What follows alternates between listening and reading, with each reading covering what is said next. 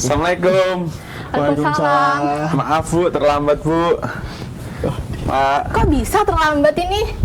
serah aku lah Bu. Aku emang telat, kemarin lagi begadang main game. Serah gua telat-telat. Sekolah ya sekolah. Kalau main game ya kalau udah libur. Aku videoin ya Bu, biar viral. Ngapain di video? Nggak usah. Zaman sekarang nggak ada Bu, yang namanya ngomel-ngomel Bu. Gua videoin ntar biar viral. Jangan ya, nggak boleh ya kayak gitu ya. Oke.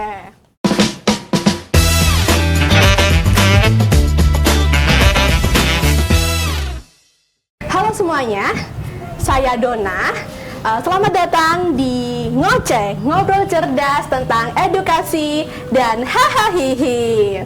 Oke, talk show kali ini kita akan membahas tema yang lagi booming nih, yaitu guru tegas ancaman masuk lapas. Wah, sebagai guru yang hari ini ya, jadi guru itu sangat-sangat berat ya. Oke, ngomong-ngomong soal pendidikan, aku nggak sendiri nih, aku akan didampingi oleh Mas Wanu. Oke, kepada Mas Wanu, kami persilahkan. Halo, selamat siang. Oke, Mas Wanu ini punya pengalaman langsung mengajar di kelas. Nah, kita bakal kumpas habis cerita serunya, suka dukanya, dan pandangan beliau soal isu-isu yang lagi hangat ini. Oke, silakan Mas Wanu untuk duduk. Ya.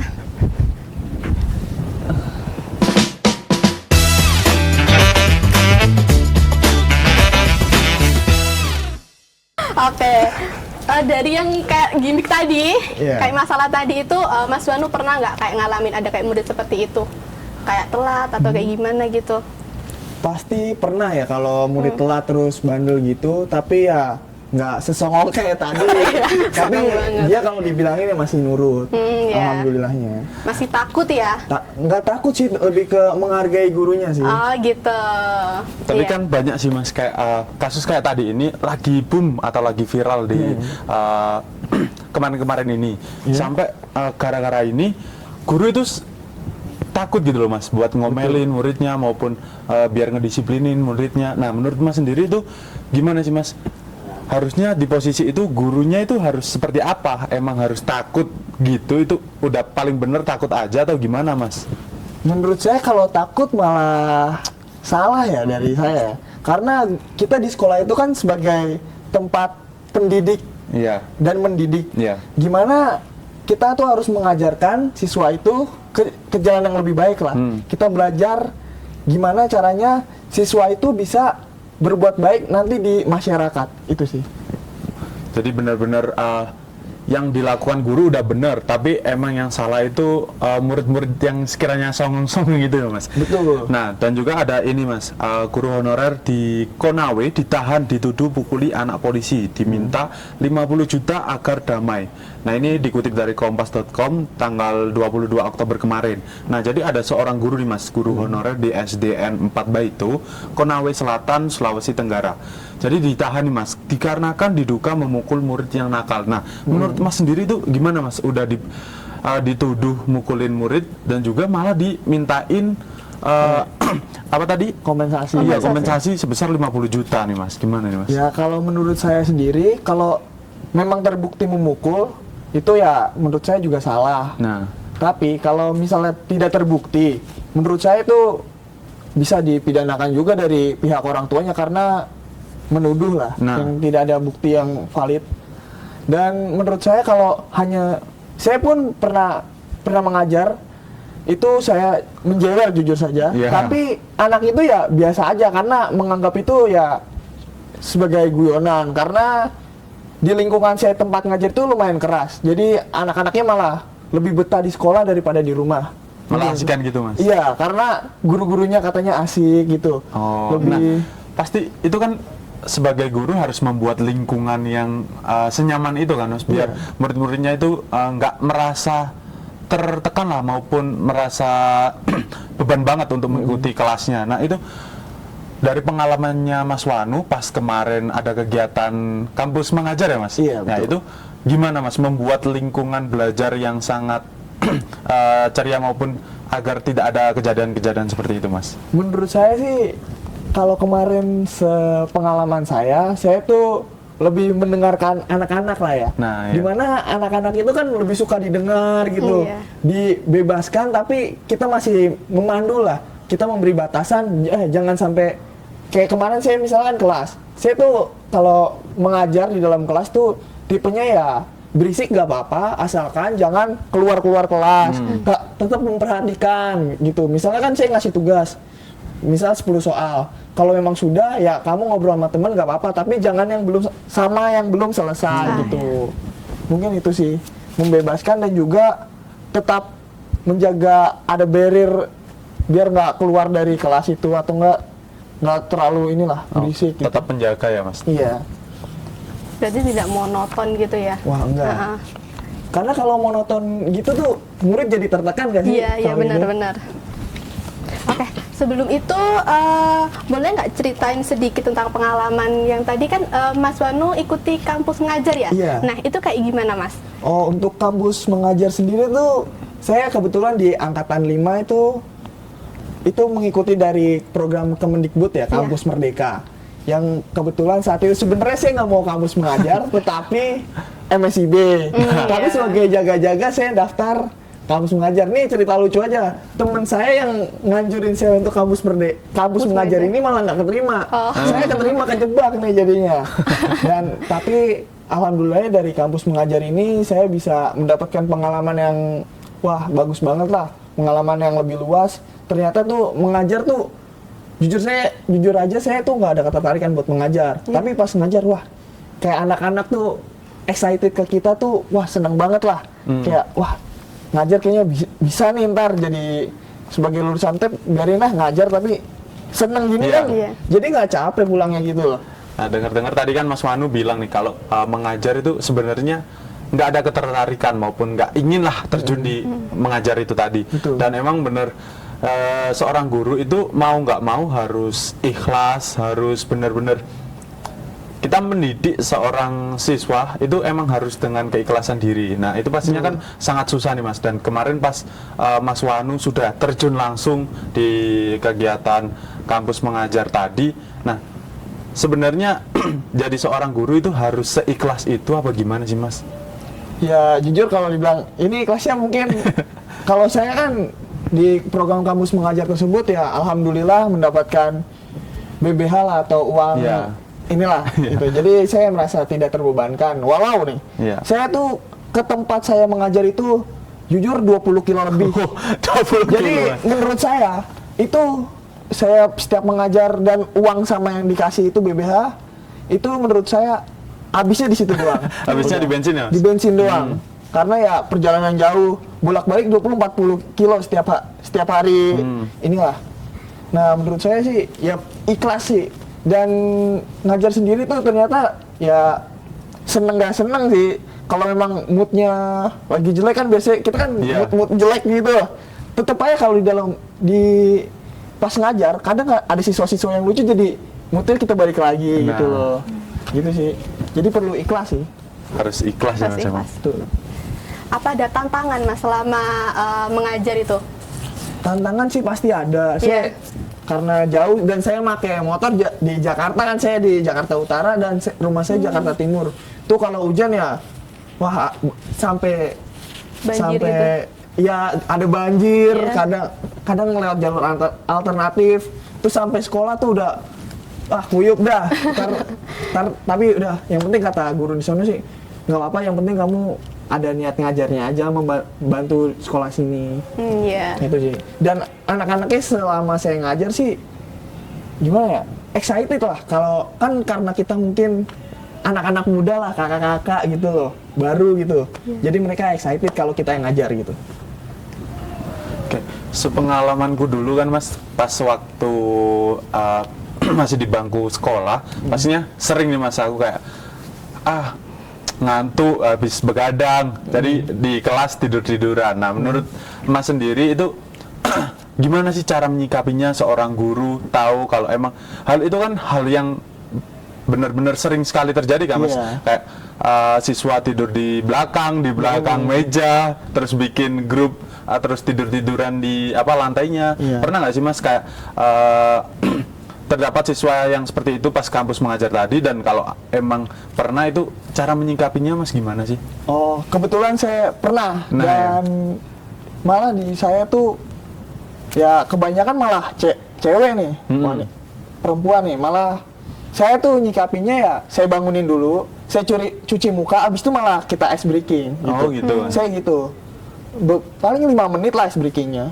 Itu main ada bola kita lempar-lempar Nah, gitu. Nah, Begitu saya. jadi emang harus benar-benar jadi guru harus multi talent gitu Mas. Benar, kita harus bisa gini, bisa gitu, bisa jadi nyenengin buat murid-muridnya. Benar-benar sesusah itu sih Mas ya kalau jadi guru. Susah sih, enggak sih menurut saya kalau dijalanin dengan Ikhlas tadi. sepenuh hati. Sepenuh hati ya. Iya. Begitu. Langsung gimana Mas? Mbak Dona? Oke, kita balik ke isu ya. Nah. Oke, ini ada isu baru nih Mas. Iya. Yakni guru, bentar, maaf. Oke, ini guru yang lagi viral. Guru ini dari Lamongan. Dia ogah tegur siswa tidur gegara takut dilaporkan polisi gitu. Dikutip dari Detik Jatim pada Kamis 31 Oktober 2024. Jadi guru SMP Negeri 1 Ngimbang, Lamongan itu dalam videonya tampak suasana kelas dengan seorang siswa laki-laki tidur dan sekelompok siswa lainnya ngobrol. Jadi guru dalam video tersebut menyebut dirinya enggan menegur karena takut dilaporkan gitu. Nah itu guru mengajuk ingin menyampaikan kegelisahan, jadi kayak parodi gitu loh Mas. Oh iya. Kan kayak tadi isu yang tadi kan ada apa namanya guru menggepuk apa tuh? Ya, Memukul ya. Diduga memukul, diduga. Nah, jadi sang guru ini kayak parodiin kayak video seperti itu. Nah, bagaimana solusi terbaik agar guru tetap mendidik dengan tegas tanpa melanggar aturan? Jadi kan dipariodoin kayak di apa itu? Iya. Kalau menurut saya sih, kalau menegur secara omongan saja tuh udah cukup. Tapi kalau emang anaknya Ngeselin, ya. wah berlebihan, pasti ada lah. Nah itu. Ya perlu kita main fisik, tapi jangan terlalu keras lah. Ya, jangan terlalu keras. Hanya cubitan gitu, mungkin nggak apa-apa. Tapi kalau semisalnya parodi video ini kan buat ya apa ya namanya? Menaikkan engagementnya guru. Bukan. menyindir kasus itu. Yeah. Menurut saya sih nggak apa-apa sih, karena menurut saya aneh gitu loh. Kita kan guru kan sebagai pengajar tuh ingin membuat anak mereka tuh tahu lah mana yang baik dan yang buruk gitu loh. Kalau misalnya dibiarkan terus, menurut saya itu akan berkelanjutan yang membuat anak itu sendirilah yang bakal jadi kesusahan di masa depan nantinya. Iya, betul sekali sih. Nah, tadi kan udah disinggung nih sama Mas Wanu bahwa emang kalau kita menyikapinya tadi strateginya Mas Wanu dengan break maupun ice breaking ya Mas. Di waktunya kita masuk waktu ice breaking. Let's go.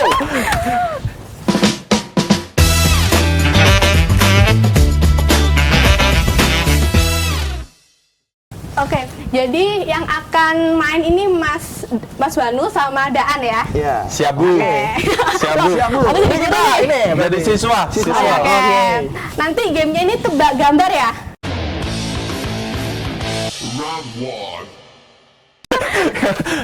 Ayo Mas, tebak aja.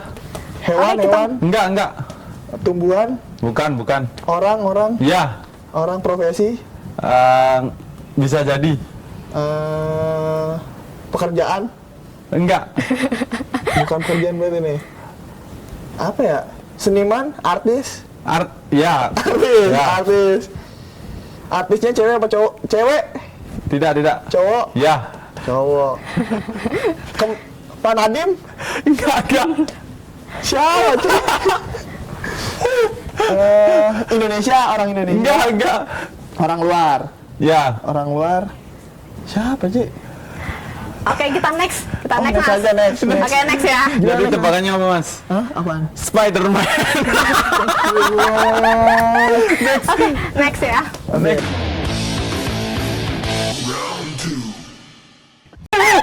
Orang enggak bisa jadi tapi enggak Allah susah bukan.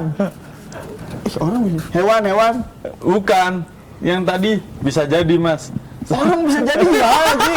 Orang-orangan sawah. Ya, kayak sebangsa itu, Mas. Apaan? Kartun. Enggak. Dunia nyata ada. Enggak. Di dunia nyata nggak ada. Ada. Ini di mana ini? Dunia gaib, dunia Yang gaib. cluenya suka ambil uang rakyat. Oh, DPR. Enggak. Koruptor. Enggak. Ambil uang rakyat siapa sih? Tebak, Mas. Bukan di spesifik dunia orang, nyata. spesifik orang. Bukan di dunia nyata. Tikus. Bukan. Apa sih? Bukan di dunia nyata apa ada? Nyerah. Nyerah.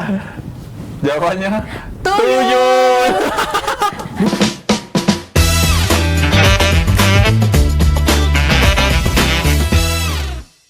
Nah, kita kan udah seru-seruan bareng nih Mas tadi. Iya, seru Mungkin banget ini terakhir sih Mas. Kami ingin mendengar harapan Mas Wanu untuk masyarakat tentang bagaimana sih sebaiknya mereka melihat tugas maupun dari posisi guru itu sendiri. Gimana sih Mas harapan Mas Wanu sendiri tentang masyarakat menyikapi itu? Jadi kita perannya jadi masyarakat ini. Ya. Oke. Menurut saya kita sebagai masyarakat ya harus percaya akan sekolah itu karena mereka tugasnya itu mendidik anak kita loh. Iya. Bukan untuk menjerumuskan gitu. Dan juga kalau memang ya mau kalian kan masuknya sekolah biasanya masuk sekolah negeri pasti Iya. kan dong. Kalau memang mau masuk sekolah elit kan pasti mahal.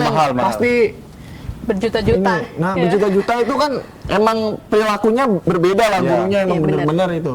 Tapi menurut saya ya, selama ini ya masyarakat cuma harus percayalah kepada dari pihak sekolahnya itu karena pengen mereka ini mengajar karena guru itu pasti capek lah kalau mengajar itu. Mungkin itu aja sih. Jadi kayak kalau di sekolah udah tanggung jawab guru gitu ya, udah Betul. dipasrahin ke guru gitu ya. Nah, makanya disebutnya orang tua kedua gitu. Iya, Ya, betul. percaya aja. Iya, kita harus percaya sama guru. Oke. Oke. Jadi terima kasih juga buat Mas Wano, Sama-sama. waktunya.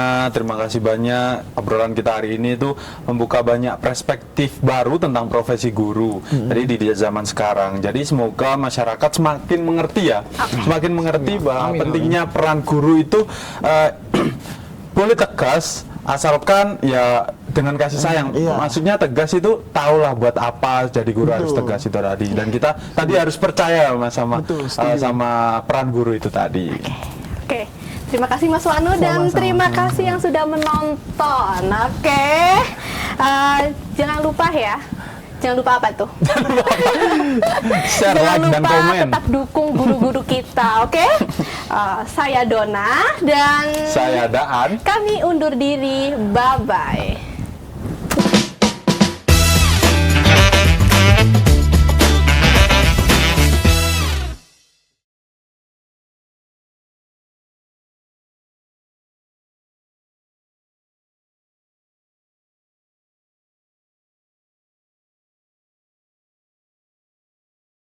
Jangan lupa saksikan Ngoceh, ngobrol cerdas tentang edukasi